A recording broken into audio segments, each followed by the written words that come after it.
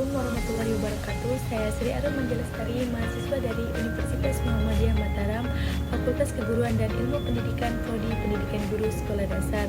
Tujuan saya membuat video ini untuk memenuhi salah satu tugas, yaitu pendidikan Pancasila dengan dosen pengampu Pak Zedi Mutakin MPD.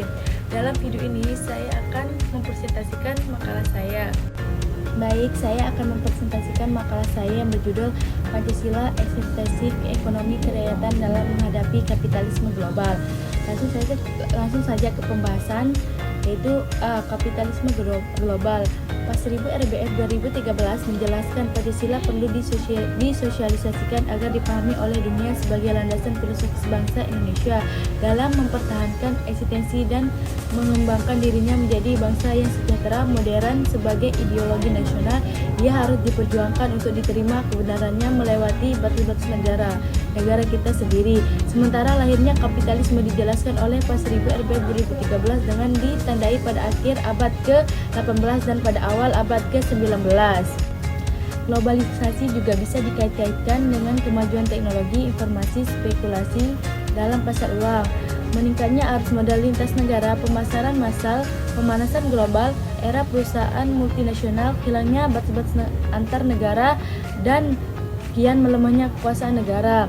Ciri-ciri adanya negara globalisasi ekonomi ditandai dengan karakteristik diantaranya: pertama, keterbukaan ekonomi tentang adanya liberalisasi pasar serta transfer teknologi secara internasional. Kedua, adanya keterkaitan dan ketergantungan ekonomi, keuangan, perdagangan, dan industri antar negara atau perusahaan yang ditunjukkan oleh adanya pembentukan perusahaan multinasional. Ketiga, kecenderungan adanya integrasi ekonomi regional. Yang kedua yaitu B, Pancasila. Di era krisis moral ini sudah sepatutnya kita berintrospeksi diri dan kembali memegang serta menjunjung tinggi nilai etika ketuhanan dan kemanusiaan dalam bersikap, berpikir, dan bertindak sebagaimana makhluk ekonomi.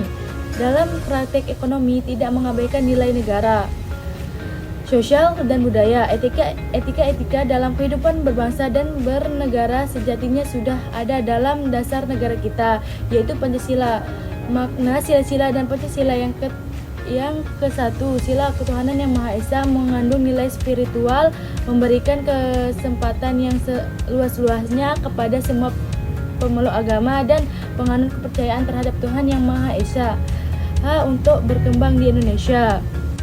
Dan selanjutnya C, ekonomi kerakyatan. Istilah dan konsep ekonomi kerakyatan menurut Pohan DKK 2019 merupakan hasil buah pikir yang diperkenalkan oleh Muhammad Hatta. Ide itu dituangkan dalam kertas kerjanya yang berjudul Ekonomi Kerakyatan dan Dalam Bahaya.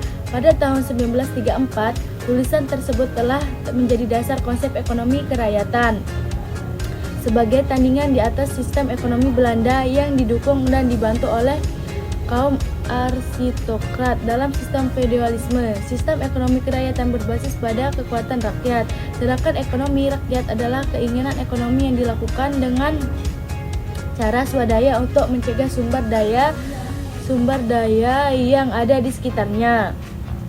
Baik, saya akan melanjutkan judul yang keempat, yaitu D, eksistensi ekonomi dalam kehidupan berekonomi yang merujuk pada Pancasila dan sila ke-1 menurut Salim 2009 dapat diimplementasikan sebagai berikut. Pertama, memperhatikan ajaran agama, dengan kata lain, apakah barang dan jasa yang diproduksi, distribusi, dan dikonsumsi bertentangan atau tidak dengan ajaran Tuhan.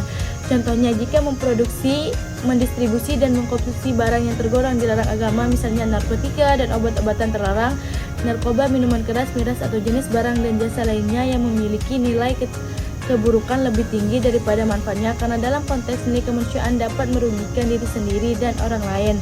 Nah, ke B, adanya keyakinan kegiatan kita selalu diawasi oleh Tuhan dalam keadaan tertutup atau sembunyi dari pengawasan orang lain. Sebagai manusia yang berketuhanan yang Maha Esa, wajib meyakini dengan sepenuh hati bahwa Tuhan itu Maha Tahu. Dan C, yaitu keyakinan adanya imbalan dari Tuhan segala bentuk aktivitas ekonomi yang bertentangan dan atau sesuai dengan ajaran Tuhan pasti akan mendapatkan imbalan atau ganjaran yang setimpal dari Tuhan baik di dunia maupun di akhirat. Nah, saya akan melanjutkan materi yang keempat, yaitu D, eksistensi ekonomi kerakyatan dalam menghadapi kapitalisme.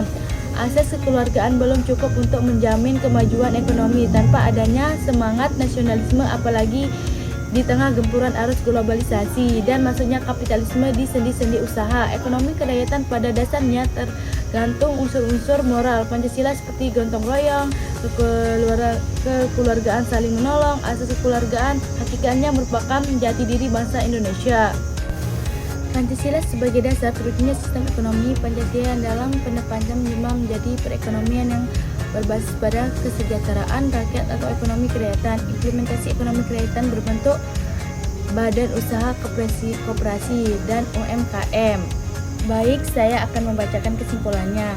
Ekonomi kerakyatan yang berlandaskan pada Pancasila dan Undang-Undang 45 serta Pasal 33 menetapkan sistem ekonomi yang berbasis pada kekuatan ekonomi rakyat, di mana wujud dari ekonomi rakyat sendiri berbentuk koperasi dan berbagai kegiatan ekonomi atau usaha yang dilakukan oleh rakyat, kebanyakan yang dengan secara swadaya mengelola sumber daya ekonomi apa saja yang dapat diusahakan dan dikuasainya, yang selanjutnya disebut sebagai usaha kecil dan menengah UMKM, terutama meliputi sektor pertanian, peternakan, kerajinan, makanan, dan sebagai berikut, yang ditunjukkan terutama untuk memenuhi kebutuhan dasarnya dan keluarganya tanpa harus mendengarkan kepentingan masyarakat lainnya. Eksistensi dari ekonomi kerakyatan dapat terwujud dengan menetapkan asas kekeluargaan dan peran dari perilaku ekonomi sebagai mitra untuk menangkal arus kapitalisme global.